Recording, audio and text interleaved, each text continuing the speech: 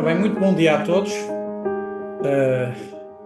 Queria agradecer, em nome da Associação, ao Mário Jordão, diretor executivo da APFAC, o desafio que nos fez para organizarmos em conjunto esta sessão sobre o novo regulamento dos produtos da construção e sobre o passaporte digital dos produtos.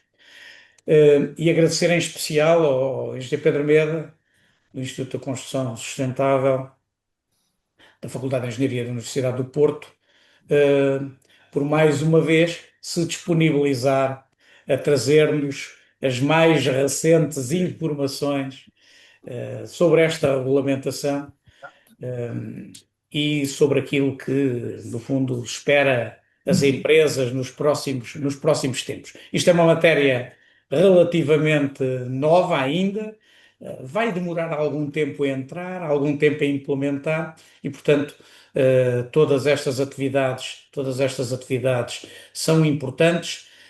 E sei também, não sei se o engenheiro Meda hoje terá a oportunidade de já dizer alguma coisa sobre isso, também o Instituto da Construção Sustentável está a preparar umas ações de formação neste domínio. Eu vou ter que me ausentar durante esta sessão devido a outro compromisso que é simultâneo. Um, e desejo a todos uma ótima sessão. O Dr. Mário Jordão irá dirigir e moderar este webinar, e eu passava-lhe imediatamente a palavra e agradecia mais uma vez a todos, à APFAC e ao Engenheiro Pedro Meda e a todos os presentes, a vossa participação. Muito obrigado a todos. Obrigado, bom dia, meus caros. Eu creio que só acrescentaria às palavras do Dr. José de Matos que, obviamente, a nossa preocupação é vossa, não é? Nós, os associados, são as associações e a preocupação que este projeto plurianual corra bem é simultânea. Daí que tentaremos repetir este tipo de ações para que nos sintamos todos acompanhados. E nada melhor do que ter o engenheiro Pedro Meda para nos ajudar. Daí passar-lhe imediatamente a palavra para ele começar a apresentação e não tardar. Obrigado. Muito obrigado, Dr. Mário Jordão. Muito bom dia a todos. Eu gostaria de agradecer a presença e participação em mais um evento, um webinar sobre o Regulamento de Produtos da Construção e, portanto, agradecer à APCMC e à Associação Portuguesa dos Fabricantes de Argamassas e a ETICS pela dinamização do tema, que, conforme o Dr. Mário Jordão referiu, é um compromisso plurianual. Vamos ter aqui muitos desafios para a vida do setor. E que, se por um lado, acho que, e o meu contributo hoje será tentar desdramatizar algumas questões, ou seja, é um desafio, mas não é uma disrupção, vamos ver isso em detalhe.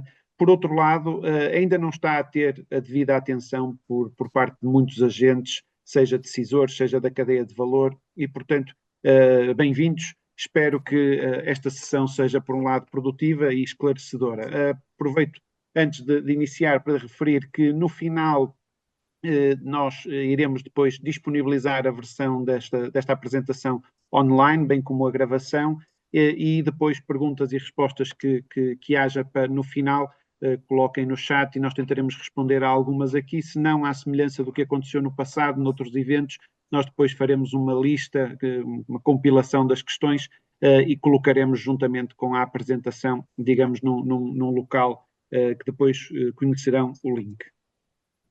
Ora, este webinar surge na sequência de um que já foi realizado em janeiro e que incidiu sobre as novidades e desafios do Regulamento 2024-3110, ou seja, o novo Regulamento de Produtos da Construção.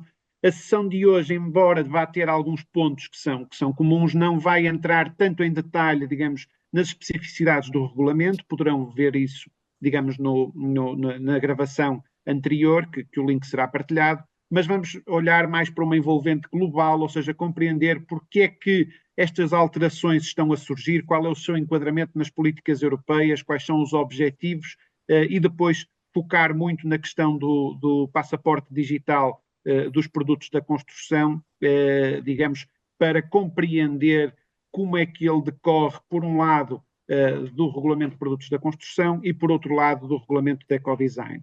E, portanto, vamos olhar para este enquadramento e depois, no final da sessão, eu irei apresentar algumas perspectivas que decorrem, digamos, de trabalhos que nós desenvolvemos no Instituto para a Construção Sustentável relativamente à implementação do passaporte. E, portanto, digamos, no final eu tentarei fazer aqui uma síntese de ideias-chave de alguns destes assuntos que estamos a desenvolver.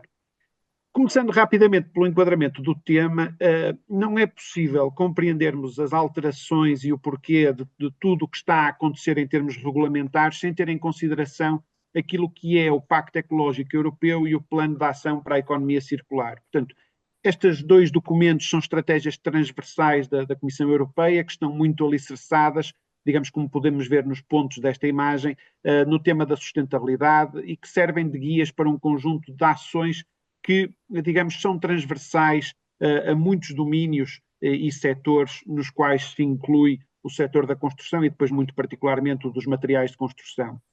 Importa destacar que o objetivo de mobilização da indústria para uma economia circular e a implementação de um quadro estratégico para a sustentabilidade, digamos, tem também a ver com medidas que se alicerçam na questão da gestão de resíduos.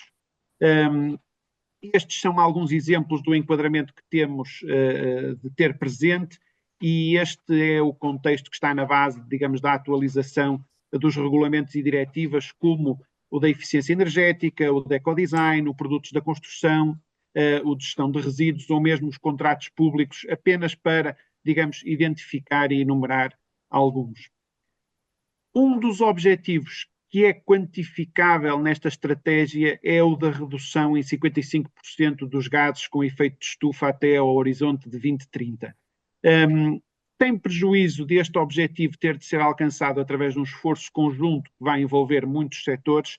Está desde logo patente, digamos, na lógica da Comissão, que o setor do ambiente construído, ou seja, da construção, dos materiais de construção, é um dos que mais condições tem para contribuir para esta redução. E, portanto, esta noção decorre, digamos, de um conhecimento e de muito estudo que tem sido realizado acerca das ineficiências e desperdícios que existem, digamos, no nosso setor. Mas, para conseguirmos fazer um ponto de situação, digamos, do que realmente nós temos e avaliar as possibilidades de melhoria, é necessário um conjunto de dados e ferramentas que ainda não se encontram totalmente desenvolvidos, nem são entendidos pelo setor. E, portanto, nós temos que melhorar a nossa capacidade para medir, temos que ter novos padrões ou mais padrões e referências, temos que ter uma maior disponibilidade de dados e isso obriga-nos a termos aqui instrumentos de apoio à medição, de forma a que gradualmente nós possamos traçar novos objetivos, seja do ponto de vista da cadeia de produção, seja do ponto de vista, digamos, dos materiais que vamos utilizar sendo mais ecoeficientes, etc, etc, etc. E, portanto, é neste contexto e para esta ambição que surge o Regulamento de Ecodesign e Produtos da Construção, que estão ambos na base do passaporte digital dos produtos. Como se compreende, os desafios da transição ecológica não vão ser bem-sucedidos sem o auxílio de instrumentos digitais de gestão da informação. E se, por um lado, o nosso setor apresenta problemas na gestão da informação dos produtos, por outro, os regulamentos vão aumentar em muito a exigência em termos de produção, sistematização e divulgação dessa informação. E, portanto, sem querer entrar aqui em grandes detalhes, eu apresentava esta publicação, cuja leitura recomendo, que fala, digamos, daquilo que é a geminação da transição digital e ecológica e onde são apresentadas algumas perspectivas sobre o setor da construção e como é que ele pode, em diferentes domínios, desde da construção em baixo carbono, desde a reabilitação, da questão da eficiência energética, como é que ele pode caminhar para os objetivos que estão previstos no Plano Ecológico Europeu e no Plano de Ação da Economia Circular. Ora, nós no Instituto para a Construção Sustentável temos vindo a desenvolver ações de investigação que tentam compreender, digamos, as necessidades de informação, os instrumentos e como é que, digamos, eles se articulam, por um lado, com os processos da cadeia de valor e, por outro, com as disposições legais que são aplicáveis e que tendem a contribuir para, digamos, esta lógica de um ambiente construído mais sustentável. Esta imagem que é, digamos, original ou tem como raiz uma ideia que foi do Construction Products Europe, onde alinhava, digamos, estas quatro dimensões, a dimensão do impacto ambiental, do desempenho ou da conformidade técnica e da marcação CE, dos resíduos e da digitalização, como é que nós podíamos alinhar aqui um conjunto de peças de forma a caminhar para a economia circular e para aquilo que são os objetivos do Pacto Ecológico. E, portanto, a Construction Products Europe propôs inicialmente, digamos, uma versão à qual faltavam, na nossa perspectiva, alguns elementos e, portanto, da investigação que nós fizemos, acrescentámos aqui, digamos, vários aspectos, reposicionámos outros e, portanto, concluindo este breve enquadramento, fica patente que o passaporte digital surge aqui como uma peça central, digamos, e de charneira que advém, digamos, dos regulamentos de ecodesign e do regulamento de produtos de construção, mas que também terá impactos, digamos, na futura versão da Diretiva de Gestão de Resíduos e, digamos, é aqui, digamos, um trigger, um enabler, um potenciador de uma série de transformações que batem ali em aspectos como a contratação ecológica, como as metodologias de análise de sustentabilidade, como o Levels, mesmo as próprias auditorias pré-demolição ou pré-desconstrução que se começam a perspectivar, entre, digamos, outros aspectos mais alicerçados na digitalização, como o cadastro digital das construções e o próprio digital twin ao nível dos edifícios. Ora, passando agora para a envolvente regulamentar, as novas versões dos regulamentos de ecodesign e produtos da construção foram desenvolvidas obedecendo aqui a uma lógica de coerência e de integração com outras peças legais e conceitos e metodologias. E, portanto, esta imagem que eu já tenho vindo a apresentar denota a preocupação que houve em ter um regulamento de ecodesign que funciona como chapéu para todos os produtos e, portanto, com o objetivo de os tornar, digamos, mais sustentáveis e, digamos, o regulamento de produtos da construção irá detalhar especificidades do nosso setor em vários domínios, aqueles que já estavam vertidos no 305/2011 e depois, muito particularmente, as questões do passaporte que iremos ver. Digamos, o elemento de novidade é que as necessidades de informação que eu referi, que estavam, digamos, de uma forma bastante mais visual na imagem anterior, estão, digamos, consideradas na revisão destes dois regulamentos e aqui muito particularmente do Regulamento de Produtos da Construção. Portanto, começando pelo Regulamento de Ecodesign, o seu objetivo é tornar, digamos, produtos sustentáveis como norma e é um diploma que estabelece requisitos transversais, digamos, e um amplo conjunto de aspectos em matéria de sustentabilidade que são aplicáveis a uma lógica de muitos produtos. E, portanto, este regulamento decorre já da experiência e da implementação da Diretiva de 2009, que, digamos, consolidou algumas temáticas e permitiu, digamos, ampliar para outros aspectos, nomeadamente em termos do alargamento do seu âmbito, do estabelecimento de novos requisitos, desta lógica de chapéu, ou seja, o ecodesign como uma abordagem horizontal e depois, claro, alinhado com as preocupações em termos de eficiência, digamos, de eficiência energética e de questões de sustentabilidade e depois com a questão da digitalização, digamos, a maior ênfase na informação sobre os produtos. Ora, só. E, portanto, um dos objetivos-chave deste regulamento de ecodesign, que é o regulamento 2024-1781 ou 1781, é, digamos, o prolongamento da vida útil de um produto para a prevenção da sua transformação em resíduo. Isto aparece no preâmbulo número 17 e é, digamos, um dos aspectos fundamentais do regulamento de ecodesign e que, conforme se pode perceber, vai ter impactos conforme eu tinha referido anteriormente na questão da diretiva dos resíduos. E, portanto, a dimensão ambiental conjugada com a dimensão dos resíduos e a necessidade de conservar informação sobre as características de desempenho para compreender possíveis reutilizações dos produtos é, digamos, um dos grandes objetivos-chave. Na prática, aquilo que, e digamos, concretizando com um produto concreto, aquilo que nós temos é, por exemplo, uma placa de isolamento que vai ser aplicada a algures na construção, e, portanto, reparem, o passaporte digital do produto vai-se aplicar ou vai ser aplicado ao material esse que, fruto do processo da cadeia de valor, vai integrar um projeto, ou seja, um edifício, um elemento do ambiente construído, e depois, no fim de vida do produto ou no fim de vida do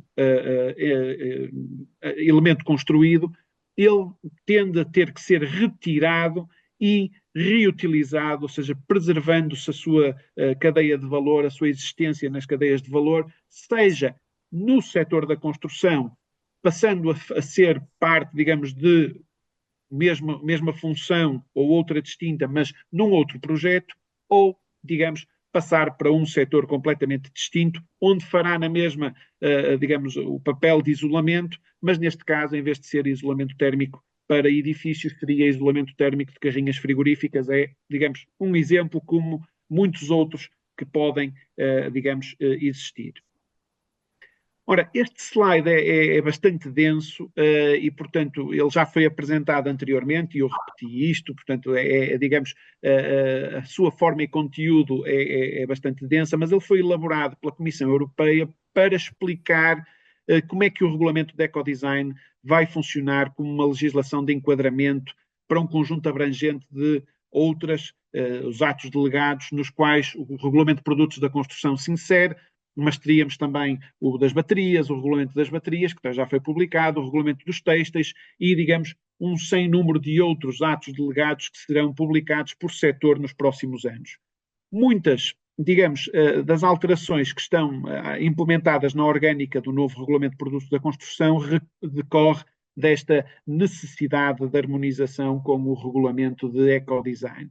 E, portanto, temos aqui, digamos, uma síntese de todas as preocupações e eu gostaria de salientar que uma das peças centrais para compreender a estratégia de implementação do regulamento, digamos, a Comissão publica os regulamentos, mas depois tem que ter planos de trabalho e planos de ação para, digamos, a sua implementação, e eu gostaria de dar nota, digamos, da publicação, digamos, há relativamente pouco tempo, foi dia 16 de abril, portanto, muito, muito recente mesmo, do plano de trabalho que a Comissão tem para o horizonte 2030 em termos do ecodesign, e eu irei falar um bocadinho desse plano de ação mais no final, com um jeito de síntese. Ora, no que diz respeito ao novo regulamento de produtos da construção, e portanto agora passamos para o 2024-3110, eu iria apenas reforçar alguns aspectos que foram falados anteriormente no webinar de janeiro e que, digamos, são uma síntese do essencial a reter para aquilo que é a lógica do passaporte digital dos produtos. E, portanto, há aspectos que não se alteram neste novo regulamento e que são basilares desde a diretiva de 1989. E, portanto, o regulamento é concebido para a livre circulação de produtos de construção no mercado interno da União Europeia, portanto, isso não se altera e esta nova versão tenta, digamos, evoluir naquilo que o 305/2011 falhou, e, digamos, e houve um diagnóstico aprofundado de quais foram algumas dessas falhas. E depois há um aspecto essencial que também aparecia na diretiva e que eu gosto sempre de reforçar, que é um ponto de partida muito relevante do setor dos materiais de construção, que é o estabelecimento de condições harmonizadas para a comercialização de produtos através da marcação CE é essencial porque forneceu ou tem vindo a fornecer desde 1989 um quadro regulamentar e uma linguagem técnica comum para permitir a avaliação do desempenho dos produtos. E, portanto, aquilo que nós vamos encontrar nos novos regulamentos sobre as exigências do passaporte em matéria de interoperabilidade, em matéria de suporte de dados, em matéria de, digamos, rastreabilidade da informação, todas essas exigências, ou grande parte dessas exigências, vão bater no trabalho feito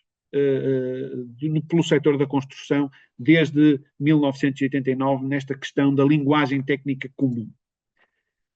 Ora, relativamente à estrutura, o novo regulamento é bastante mais denso, digamos, do que a diretiva de 1989, acrescenta 72 artigos, e, digamos, eu gostaria apenas de referir que, digamos, existe uma orgânica bastante similar à do 305/2011, em termos de capítulos, mas eu convidava-vos a ler, e é muito extenso, os 115 considerandos iniciais que antecedem as disposições, porque é lá que nós vamos encontrar, digamos, muita desta lógica e do enquadramento e do porquê para, digamos, estas transformações.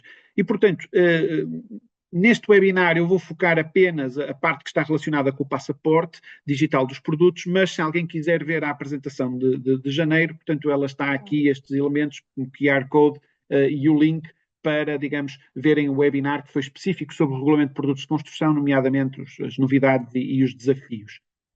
Portanto, eu vou passar aqui, digamos, rapidamente esta orgânica dos capítulos do novo regulamento de produtos da construção. Portanto, tem as disposições gerais, tem uma série, digamos, de capítulos que muitos deles são idênticos, ou em grande parte idênticos, ao regulamento 305/2011, e depois aparece ali o capítulo 10 com o passaporte digital de produto, o capítulo 11 com a cooperação internacional e depois o capítulo 12 de incentivos e contratos públicos, que, digamos, são todos eles uma novidade neste novo regulamento. E, portanto, vamos olhar para eles um bocadinho mais em detalhe. E, portanto, também em relação aos anexos, só uma breve nota para dizer que verifica-se a manutenção de grande parte, embora existam novas disposições, sobretudo naqueles que estão aqui sublinhados, portanto, os requisitos básicos das obras de construção, a declaração de desempenho e conformidade, portanto, nós já tínhamos declaração de conformidade, depois passou a declaração de desempenho, neste novo regulamento é uma declaração de desempenho e conformidade. O anexo 6, que é o procedimento para requerer a avaliação técnica, portanto, densifica aqui uma série de questões. Há uma atualização nas famílias de produtos, etc, etc. Ora, especificando aqui concretamente este conjunto de capítulos, o capítulo 10 tem 6 artigos, todos eles novos, que incidem sobre o passaporte, sobre os seus conteúdos e sobre o sistema que deverá existir de suporte à gestão desses passaportes. O capítulo 11, sobre a cooperação internacional, apresenta disposições para cooperação em matéria de proteção da saúde e segurança das pessoas e do ambiente e, portanto, reforça, digamos, algumas das disposições que constavam dos preâmbulos no 305/2011 e depois, reparem, esta lógica de não ser só consequente para o setor, mas entrar pela cadeia de valor e pelos projetos, vemos aqui, digamos, o alinhamento com a articulação e práticas e reforço da contratação pública ecológica. E, portanto, existe aqui essa preocupação que é expressa nos artigos 82 e 83. Conforme eu referi, os anexos estabelecem vários requisitos e entre eles está o novo referencial de características essenciais dos produtos.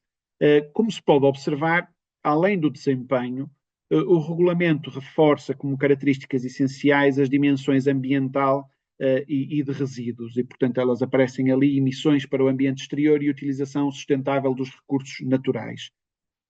Associado a este novo leque de características vai estar a revisão das normas harmonizadas de produtos, que terão que assegurar a compatibilidade com a marcação CE, digamos, de uma forma mais digital, ou seja, incluindo a lógica do passaporte digital dos produtos. E, portanto, eu falarei disto mais em detalhe.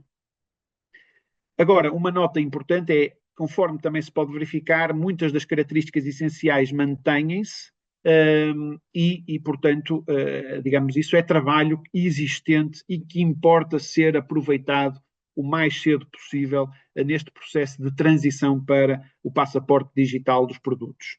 Um outro aspecto que também tem suscitado algumas questões é que no 305/2011 falava-se das declarações ambientais de produto, embora, digamos, a informação ou a declaração propriamente dita não fosse obrigatória. E, portanto, foi sendo adotada por alguns fabricantes como forma de competitividade, digamos, preocupações ambientais, etc. E pode-se perguntar, mas então onde é que as declarações ambientais de produto se posicionam agora? Elas, de facto, não aparecem escritas enquanto declaração ambiental de produto no regulamento, no texto do regulamento.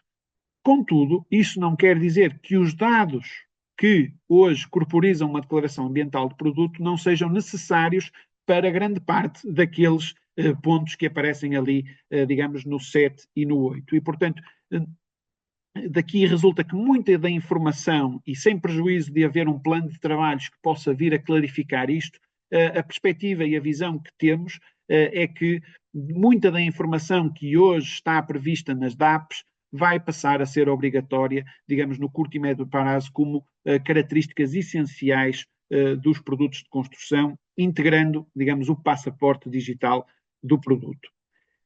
Relativamente ao processo de transição entre regulamentos, importa referir que já existem alguns que hoje já estão em vigor, do 31/10, grande parte do 305/2011 vai continuar em vigor, digamos, até uma fase, que é uma fase transitória, que é um ano após a publicação, e, portanto, a expectativa será até dezembro, teremos aqui esta fase, digamos, de preparação, e depois, digamos, podemos chamar-lhe uma fase preparatória, mas depois vai haver uma fase grande de transição, à qual vai estar associada a revisão de todas as normas harmonizadas por famílias de produto, e isso aparece definido no anexo 7 e no anexo 4. E, portanto, nós tivemos em dezembro de 2024 a publicação, vamos ter a data de aplicação em dezembro de 2025, e, digamos, durante este tempo, depois no futuro, já agora e depois para o futuro, vamos ter, digamos, aquilo que são as normas harmonizadas desenvolvidas no âmbito do 305/2011 e que se mantêm até, digamos, haver, digamos, novas normas harmonizadas ou especificações técnicas à luz do novo regulamento, e então a família de produto, digamos, irá transitar para a lógica do novo regulamento. E, portanto, a Comissão prevê este cenário de transição e, digamos, em termos de prazos, as disposições específicas neste momento é este, digamos, o calendário que aparece com notificação de penalidades na implementação durante 2026, a avaliação do impacto na contratação pública ecológica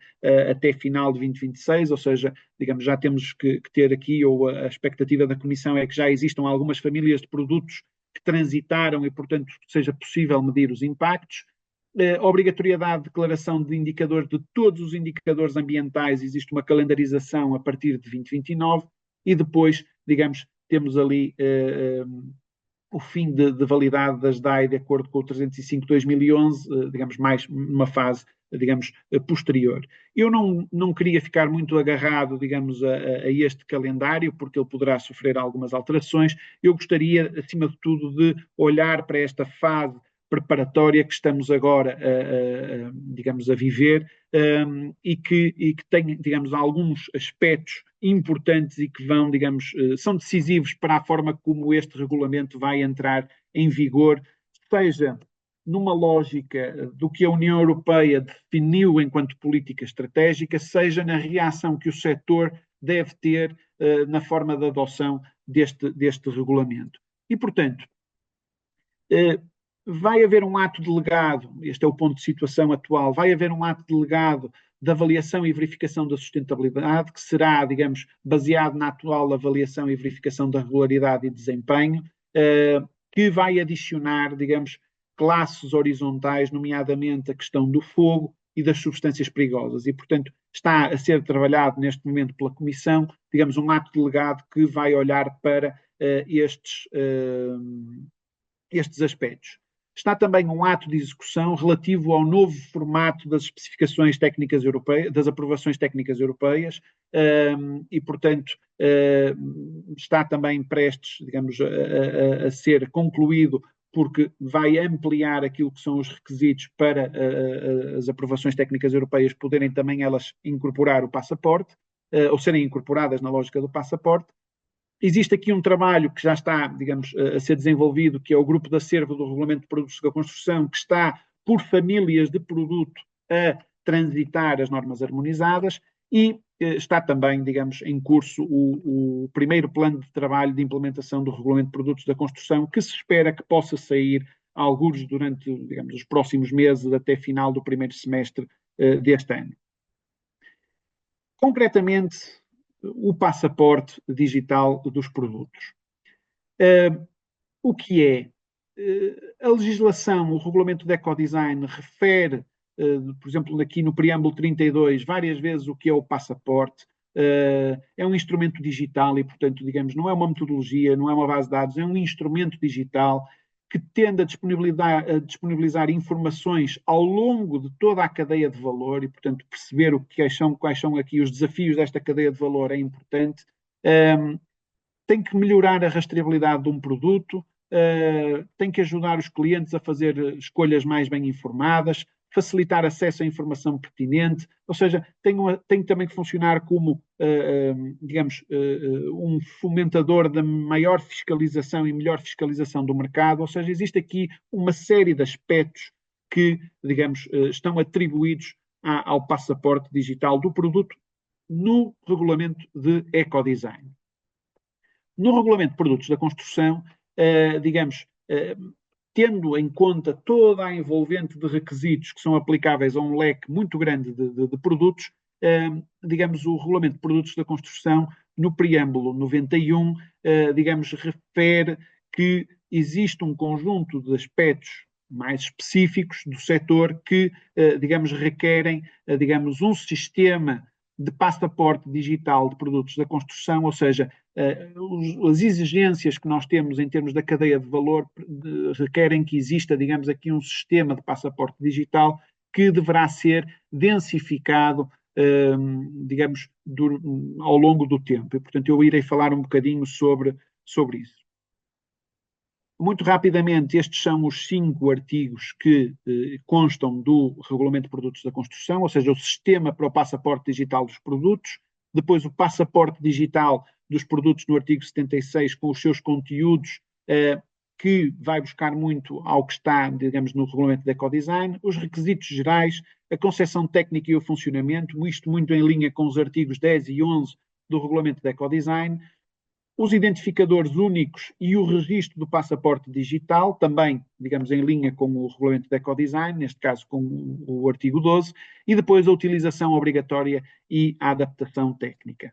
Ora, começando pelo artigo 76, que é as informações a prever, e eu tenho vindo sempre a reforçar muito a questão do ponto de partida do setor da construção e, digamos, eu gostaria de dizer que é um ponto de partida muito relevante e que deve ser encarado como uma boa base, uma oportunidade para, digamos, o setor fazer aqui uma transição suave na implementação deste novo regulamento. E, portanto, reparem que nós temos hoje elementos técnicos, temos elementos genéricos de instruções de uso e segurança, poderemos ter declarações ambientais de produto, temos a marcação CE e, portanto, todos os dados que hoje corporizam estes documentos, que são em papel ou que são em PDF, vão fazer parte do passaporte digital do produto, da construção.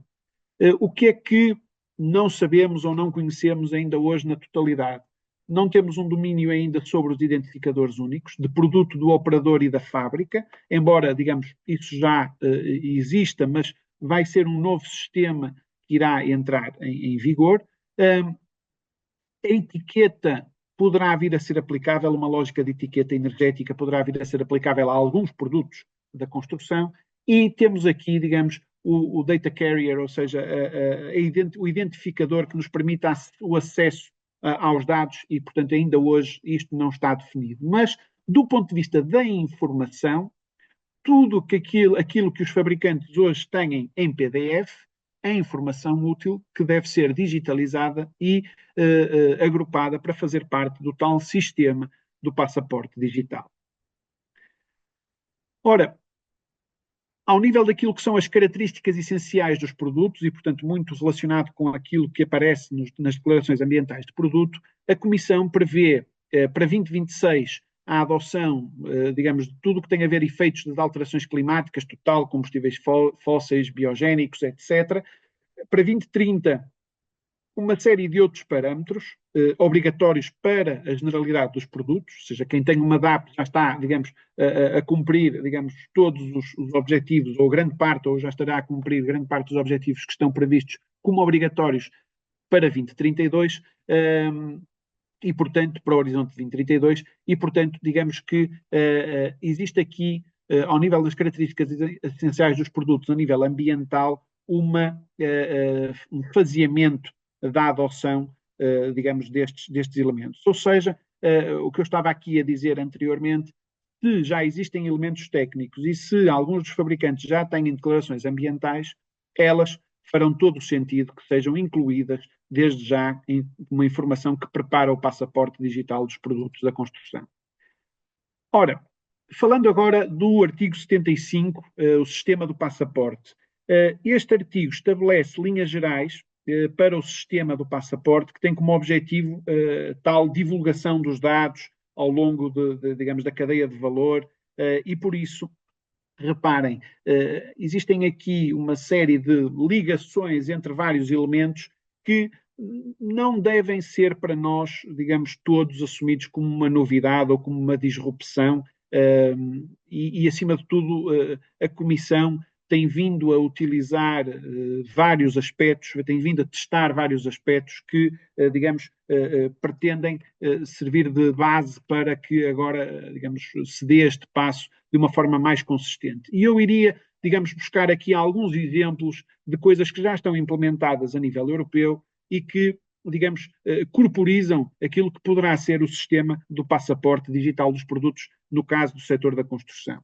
E começava pelo Data Carrier, indo buscar, digamos, a marcação. Portanto, estamos a falar numa lógica de marcação CE digital. Isto tem muitas semelhanças com aquilo que é hoje o sistema EPREL, da etiquetagem eletrónica de produtos, que em alguns casos já abrange produtos que fazem parte do setor da construção, nomeadamente os equipamentos da AVAC, caldeiras, etc. E, portanto, reparem que este Data Carrier que aparece aqui não é nada mais, nada menos do que o QR Code que hoje já aparece na etiqueta energética do sistema EPREL. Este é, digamos, a base de dados, ou seja, o registro do passaporte digital de produto será qualquer coisa como este registro europeu de produtos de etiquetagem, ou seja, onde todos os fabricantes registram o seu produto e esta informação está disponível. E depois existe a base de dados que é questão verdadeiramente nova, que é a base de dados ou o sistema do passaporte, que, digamos, na lógica da EPREL, da etiqueta energética, já é, digamos, reparem, os dados, os parâmetros que estão aqui e os valores que são específicos aqui para um equipamento, vamos ignorar ali a marca, mas que tem um código associado, ou seja, tem um identificador único. Ou seja, isto para vos dizer que muito daquilo que está corporizado no novo sistema do passaporte digital dos produtos tem prejuízo de existirem requisitos bastante superiores e algumas questões que merecem ainda muita discussão.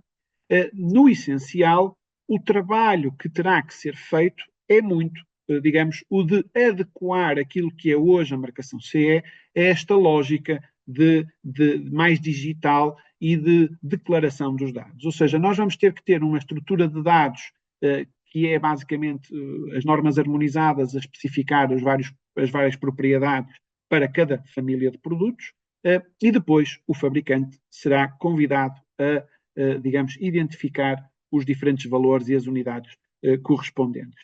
E, portanto, no momento atual, um dos trabalhos que pode desde já ser feito é fazer um levantamento, digamos, desta informação do que existe, do que não existe, do que está, digamos, a faltar, do que tem que ser melhorado e, digamos, e de qual é, digamos, a forma como essa informação depois terá que ser validada e ou responsabilizada por agentes terceiros antes da divulgação do passaporte digital.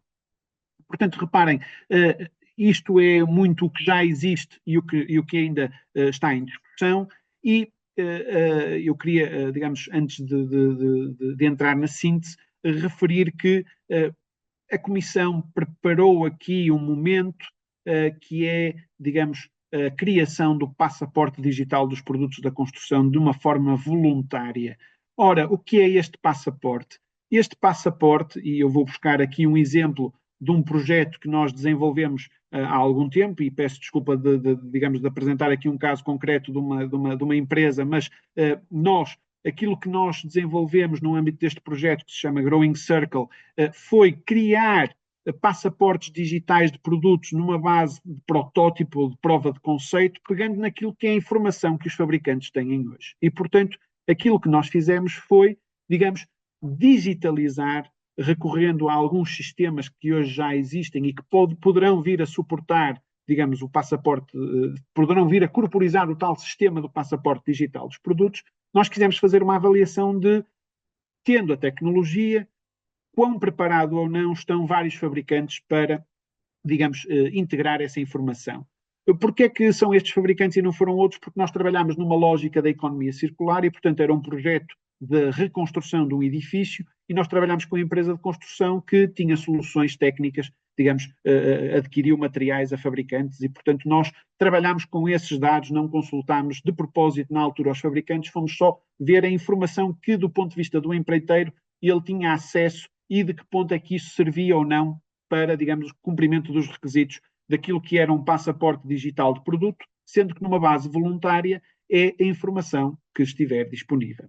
E, portanto, este trabalho permitiu-nos organizar dados, permitiu-nos avaliar a facilidade e dificuldade no desenvolvimento do passaporte e permitiu-nos, digamos, avaliar vários benefícios da implementação deste passaporte numa ligação, numa lógica, digamos, da vaga de renovação, porque era uma reabilitação de um edifício e, digamos, todas as questões, digamos, do Pacto Ecológico Europeu e economia circular. E, portanto, muito do que é esta questão aqui que hoje aparece das outras necessidades de informação, nós fizemos esse trabalho, digamos, criando, a partir de um projeto real, criámos um catálogo de produtos que eram utilizados no projeto, andámos para trás e digitalizámos essa informação de forma a criarmos passaportes digitais e, portanto, existe aqui alguns pressupostos que têm que ser seguidos e que estão previstos na legislação, e com isso tentámos aferir a possibilidade de, digamos, através de metodologias, digamos, da metodologia BIM,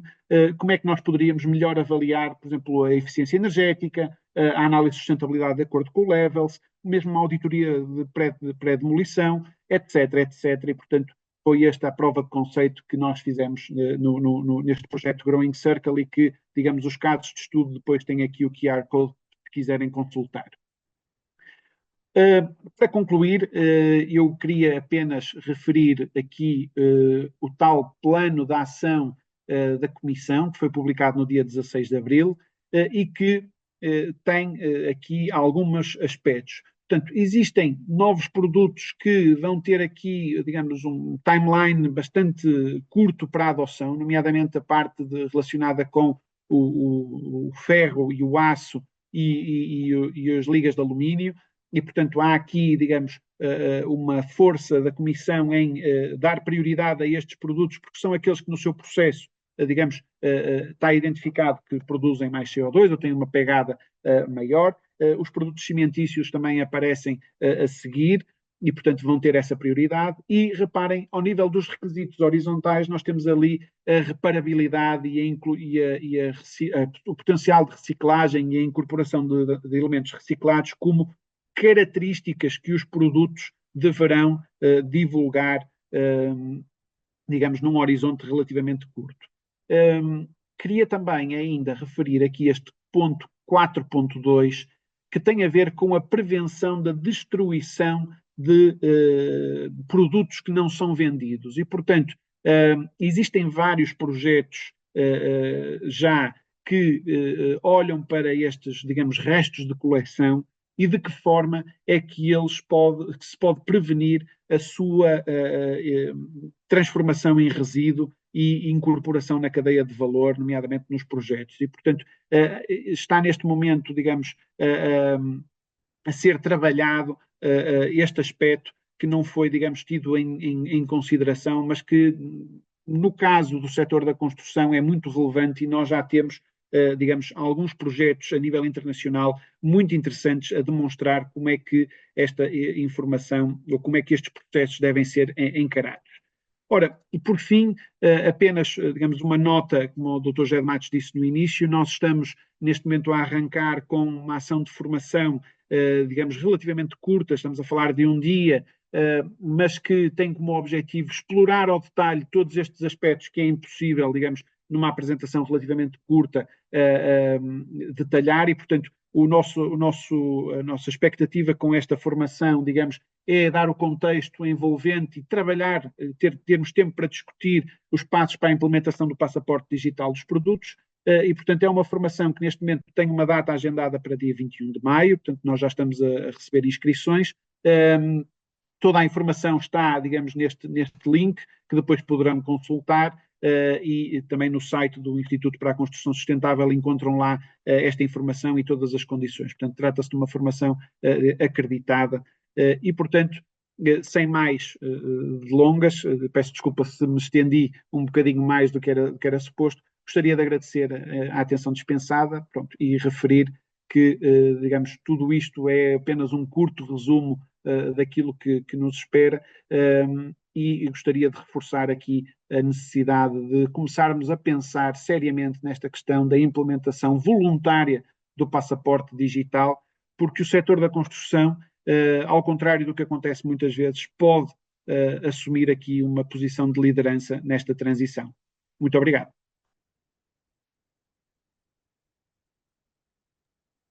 Obrigado, Engenheiro Pedro Almeida. Eu a presença de todos os participantes e deixava no ar que seguramente a possibilidade de voltarmos a estar juntos com o Engenheiro Pedro Almeida, seguramente, porque, repetido, como eu disse no início, este é um projeto plurianual. Hoje tivemos claramente a possibilidade de verificar enquadramento legal e técnico, falámos do novo regulamento, temos a novidade de passaporte digital. Ainda bem que temos a possibilidade de, através do ICS, fazer a formação. Apelava que pudessem consultar depois com mais detalhe esse link e seguramente que as nossas empresas vão estar bem dotadas para poder fazer face ao desafio. De qualquer forma, se houver alguma dúvida, e dirijo-me a todos os associados, como disse, o Dr. José de Matos não está presente neste momento, porque está noutra reunião, mas falo pelas duas associações, por favor, contactem-nos e da nossa parte nós voltaremos a vós com este tema sempre que possível para procurar esclarecer e ajudar. E creio que não estou a ver as questões. Se houver alguma dúvida, poderão enviar e será respondido. Agradeço a presença mais uma vez de todos. O link já foi disponibilizado pelo Engenheiro Pedro Almeida.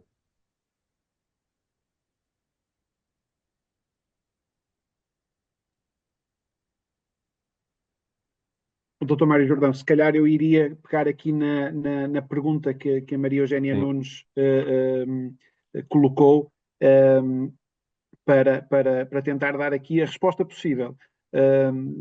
Maria Eugénia, antes de mais, muito obrigado por esta questão, não é? Portanto, é daquelas logo que não tem resposta fácil, porque, de facto, nós não conseguimos ainda obter resposta da Comissão sobre aquilo que vai acontecer ou que vai acontecer às declarações ambientais de produto. Ou seja, o que é que eu quero dizer com isto? A declaração ambiental de produto, eu não tenho dúvidas nenhumas que a informação que está nela contida é importante. E, portanto, neste momento, se o mecanismo que existe para os fabricantes conseguirem declarar e divulgar a informação ambiental dos seus produtos é a declaração ambiental de produto, então faz sentido continuar a ser emitida de forma independente, ok? A questão que ainda falta esclarecer é, e isso falta esclarecer para a própria marcação CE, para uma série de questões, é como é que o passaporte vai funcionar, digamos, para além do que é digital. Ou seja, nós neste momento, e eu há pouco apresentei um exemplo, nós fizemos uma engenharia inversa, ou seja, nós temos uma plataforma na qual conseguimos colocar e criar passaportes digitais de produto. O que é que nós fazemos? Nós pegamos nos PDFs e colocamos-los lá. E depois analisamos os PDFs e estruturamos os dados de uma forma digital. Ora, eu não sei, e a Comissão ainda não respondeu, se no futuro nós vamos fazer o passaporte e depois vamos guardar PDFs daquilo que é a marcação CE, daquilo que é a declaração ambiental de produto, etc, etc. A estrutura de dados, portanto, entrando aqui, digamos, já no campo daquilo que é muito do objeto da tal formação de 8 horas, daquilo que é a arquitetura de sistema dos dados, nós conseguimos individualizar dados que são de uma DAP, dados que são da marcação CE, dados que são de segurança, etc. E, portanto, desse ponto de vista, a arquitetura de sistemas foi desenvolvida para poder permitir a geração de um PDF que corresponda a uma DAP. E, portanto, eu diria o seguinte: a informação da DAP será sempre obrigatória. E, portanto, neste momento é através de uma declaração ambiental de produto que nós conseguimos, ou que os fabricantes conseguem ter a divulgação e mais a validação, que esse é outro aspecto, a validação dos dados, seja. Ok? Agora, eu não sei, mas está, digamos, eu tenho estado a trabalhar em conjunto aqui com a DAP Habitat e com a Ecoplatform, no sentido de perceber e tentar compreender qual é que vai ser aqui o futuro das declarações ambientais de produto.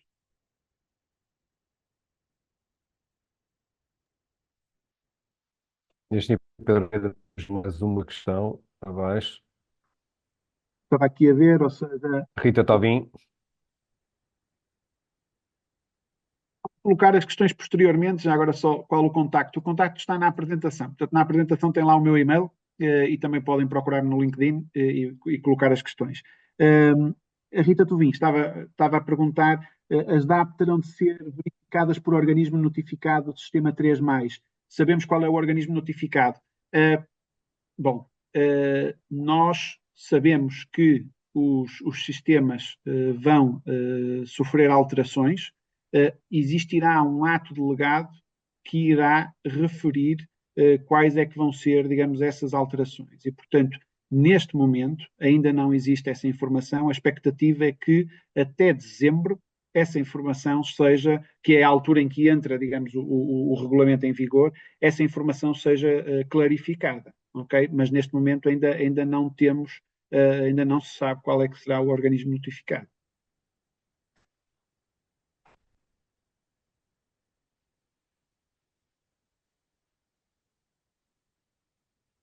Ora bem, eu penso, não sei se Marques, João,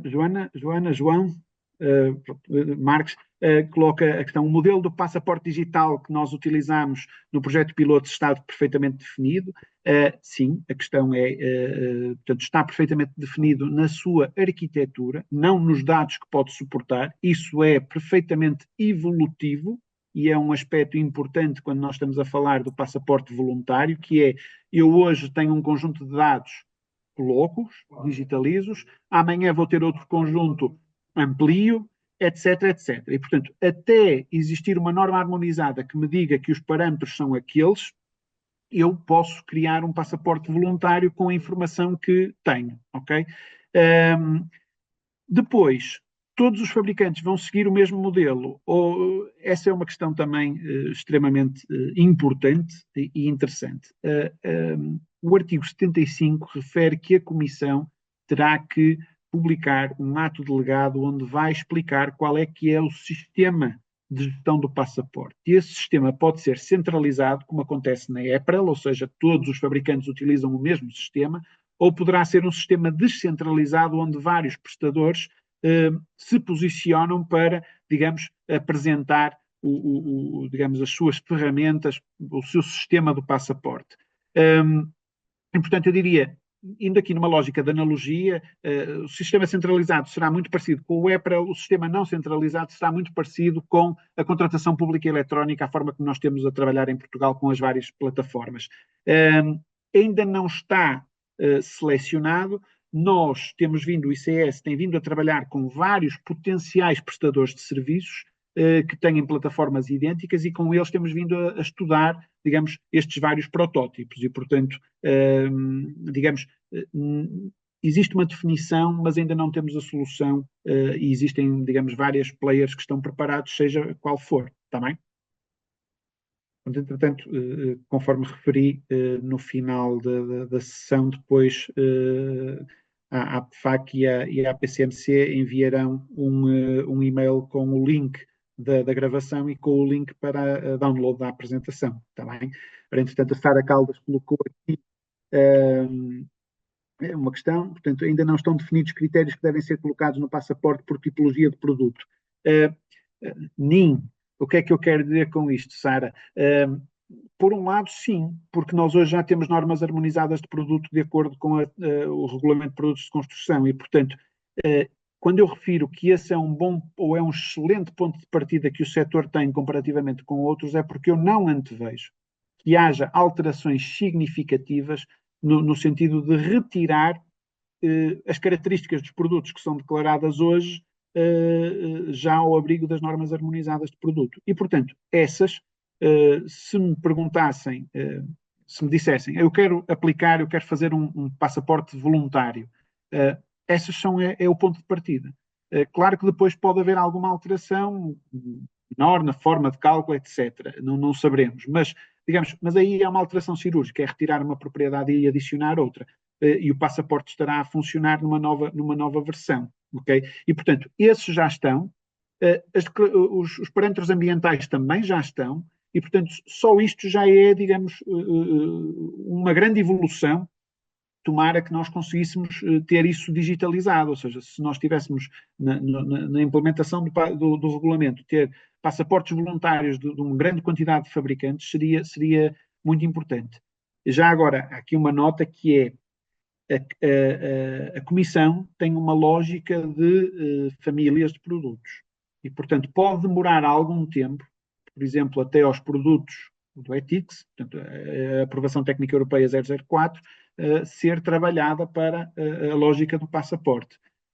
E eu temo que exista aqui um conflito entre aquilo que é a lógica da Comissão, que segue muito os grandes setores produtores de CO2, porque são esses que lhes interessa dar prioridade por causa das metas, mas quando isto começar a ser aplicado, e muitos fabricantes já perceberam as mais-valias que podem acontecer, digamos, em obras de edifícios, em obras de infraestruturas, etc., quer dizer, podem querer antecipar. E, portanto, eu não vejo, digamos, muito positivo que alguém diga, por exemplo, que quer fazer um passaporte para, sei lá, produtos metálicos, tintas, tubagens, e a Comissão diga, não, isso vai demorar mais tempo. Não pode ser essa a resposta. E, portanto, a nossa lógica é o passaporte voluntário é algo que pode ser feito por todos a partir de agora. E, portanto, esse digamos, é um dos aspectos que eu gosto sempre de sublinhar. O José Marcos estava a perguntar, há países onde as DAP são obrigatórias, vai ser substituída pelo passaporte, portanto, nós temos pessoas francesas na Comissão, estamos a discutir isso, e, portanto, ainda não sabemos não temos essa resposta. Depois, os dados a considerar resultam exatamente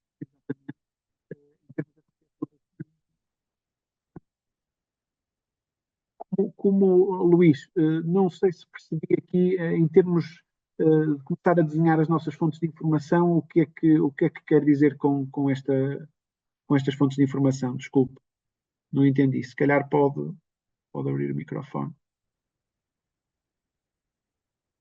Entretanto, eu vou. Bom dia, bom dia. A minha questão prende-se com de que forma é que nós conseguimos começar a reunir a nossa informação de uma forma já estruturada para depois termos já trabalho adiantado para começarmos a alimentar estes sistemas de passaporte digital. Certo.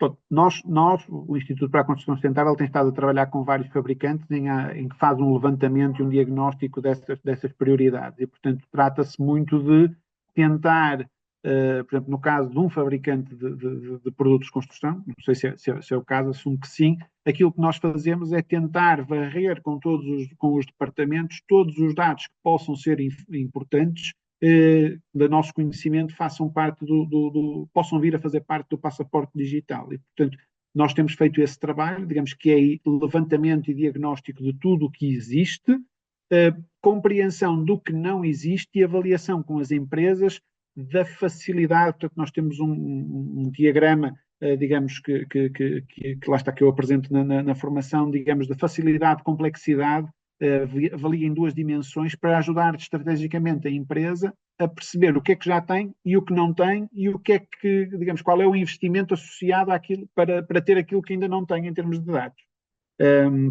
Portanto, o Luís, se quiser, depois pode-me enviar um e-mail e podemos falar, digamos, mais em particular sobre o seu caso, está bem? Sobre a situação. Muito Depois, obrigado. dependendo das famílias de produto, pode ser muito diferente. A Sara Caldas pergunta se os parâmetros ambientais estão definidos no novo regulamento, são comuns para todos os produtos. Sim, eles estão definidos no regulamento de ecodesign e são aplicáveis a todos, o que não quer dizer que depois no regulamento de produtos da construção não possam existir mais alguns, ok? Ou em atos delegados específicos. Mas neste momento eles já foram definidos transversalmente no regulamento de ecodesign e, portanto, não sei de cor o artigo, penso que é o artigo 5 do regulamento de ecodesign, tem lá, digamos, esses parâmetros ambientais. Já estão sobre as fases ambientais. Boa questão, boa questão. Neste momento, existe uma norma que foi desenvolvida que fala da digitalização das declarações ambientais de produto. E, portanto, eu confesso que não tenho presente a norma na minha cabeça, mas é a 22.057 e eu não sei se ela indica isso. Que eu saiba, da parte da Comissão, não existe nenhum documento que defina quais são as fases. Mas admito que isso possa vir a ser colocado, é uma excelente pergunta que eu tentarei ver, avaliar a resposta. Já agora, pronto, eu vou pegar depois nestas perguntas todas que estão no chat e vou repetir estas respostas para ficar este documento para futuro. A Sara pergunta, a Mariana, exatamente. Pois, não sei esta resposta ainda. Produtos avaliados no sistema 3 terão de ser reavaliados quando houver atualização das normas harmonizadas. Ora bem, há aqui, ainda no outro dia estive a discutir isto. O que é que acontece?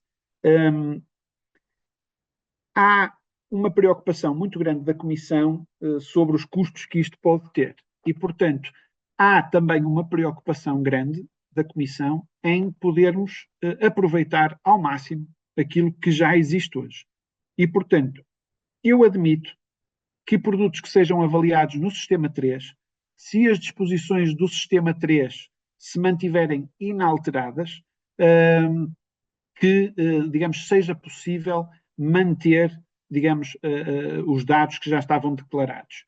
E, portanto, a Comissão está muito sensível a esta questão e, portanto, Sara, eu sem querer, digamos, ser aqui muito taxativo na resposta, eu diria que, digamos, em princípio, muito do que existe será possível aproveitar, pelo menos numa fase transitória, para o passaporte. E, portanto, a Comissão está muito sensível, digamos, às pequenas empresas, aos custos que estão inerentes a esta transição e, portanto, eu admito que possa haver aqui, digamos, essa flexibilidade num primeiro momento de utilizar toda a informação já disponível. No contexto do passaporte voluntário, será, digamos, inquestionável que pode ser utilizada, ok?